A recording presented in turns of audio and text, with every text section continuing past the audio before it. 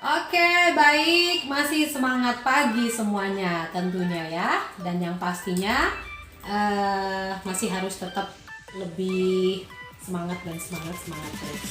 Oke, tidak kerasa sekarang kita sudah memasuki sesi ketiga.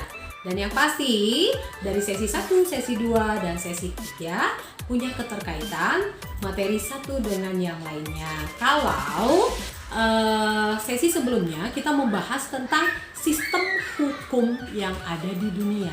Nah, dan sekarang kita akan bahas tentang sistem hukum yang ada di Indonesia. Oke, berikut penjelasannya. Kita akan melihat beberapa hal terlebih dahulu, yaitu apa itu sistem hukum. Sebelumnya mungkin saya sudah sekilas sedikit saja ya.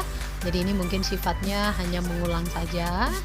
Nah, kalau bicara tentang sistem itu adalah suatu kebulatan atau himpunan atau keseluruhan yang terorganisir. Jadi pernah mungkin dengar kata sudah tersistem dengan baik, berarti sudah terorganisir, sudah terhimpun dengan baik, itu artinya ya.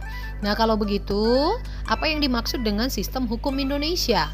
Nah, bicara tentang sistem hukum Indonesia, ini berbicara tentang satu kesatuan yang terorganisir atau yang terhimpun, yang sudah kompleks dari beberapa elemen yang saling berinteraksi secara mudah untuk membentuk suatu peraturan yang dapat dipaksakan dalam kehidupan masyarakat dan negara. Jadi, pemberlakuan hukum di Indonesia itu sudah diatur dalam sebuah sistem yang terorganisir, sehingga ya kita tidak melihat ini hukum apa, ini hukum yang bagaimana. Nah, yang dimaksud dengan sudah terorganisir itu berarti ada hierarkis hukum yang sudah diatur, mulai dari peraturan hukum yang tertinggi sampai dengan peraturan hukum yang terendah, gitu ya. Oke, berikutnya nih ada secara keseluruhan kita lihat bahwa ada 3 sistem hukum yang berlaku di Indonesia.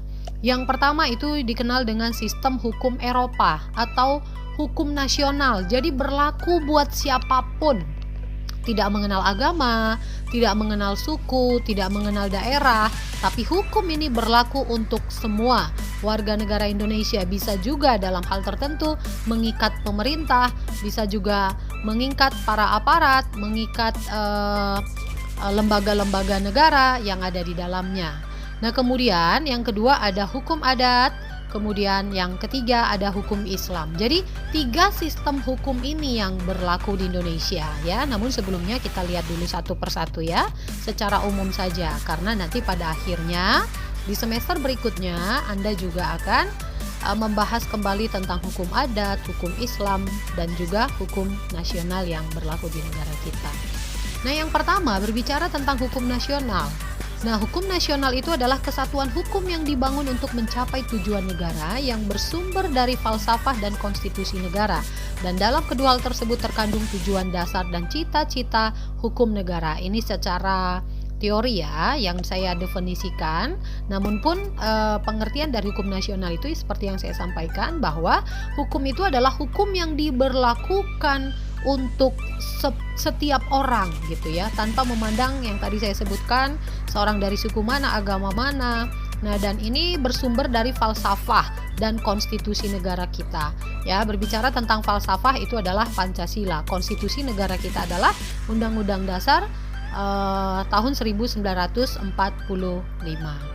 Nah, ini beberapa contoh ya. Hukum nasional, ada hukum perdata Indonesia, kemudian ada hukum pidana Indonesia, ada hukum tata negara, ada hukum acara perdata Indonesia. Nah, dan yang terakhir itu ada hukum acara pidana. Ya, nah nanti juga kita akan belajar tentang hukum acara itu apa, hukum pidana itu apa, hukum tata negara itu apa, dan seterusnya. Nah, selain hukum nasional juga berlaku hukum adat di Indonesia. Ya, hukum adat ini merupakan aturan yang tidak tertulis dan ini sudah turun-temurun berlaku di suatu daerah tertentu. Artinya, hukum adat ini adalah hukum yang berlaku di daerah tertentu saja, tidak berlaku untuk seluruh Indonesia. kalau hukum nasional ini berlaku dari Sabang sampai Merauke, tapi hukum adat ini hanya berlaku untuk daerah tertentu saja. Misalnya hukum adat atau hukum perkawinan gitu ya. Nah, misalnya di Sunda ini punya adat-adat tentang perkawinan, tata cara perkawinan seperti apa, kemudian adat kebiasaannya seperti apa, itu ada di budaya Sunda. Nah, tapi apakah ya tata cara syarat perkawinan atau tentang waris itu berlaku juga di Sumatera, berlaku juga di Kalimantan atau di Papua? Tentu tidak.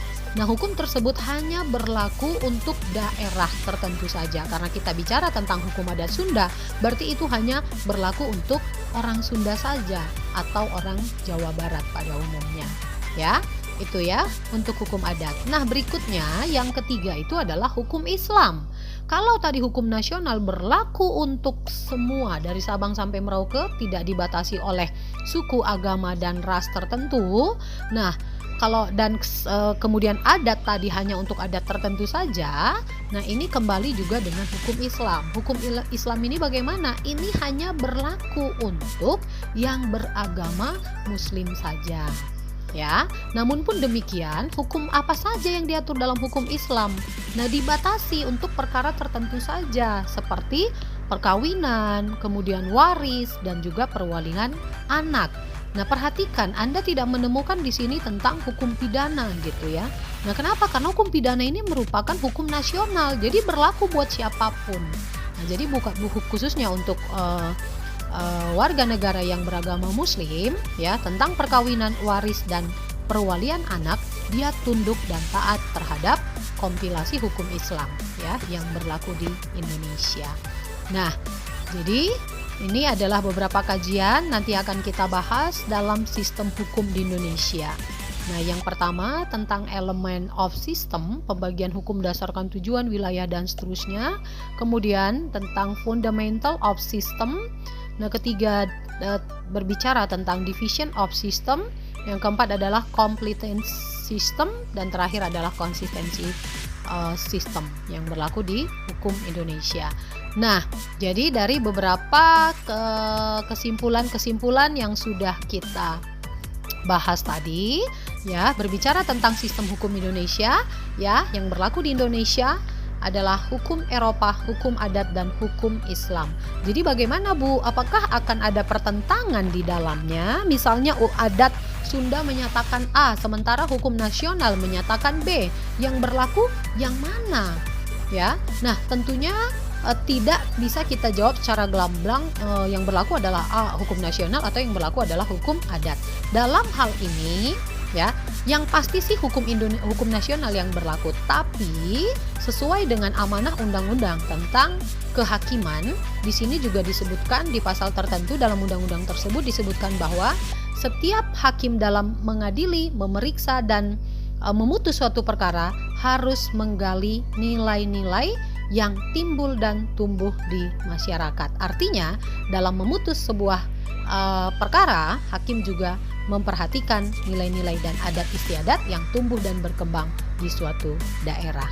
Ya, jadi begitu anak-anak yang bisa saya sampaikan. Mudah-mudahan dengan penjelasan yang cukup singkat, kalian bisa mengerti tentang 3 sistem hukum yang berlaku di Indonesia.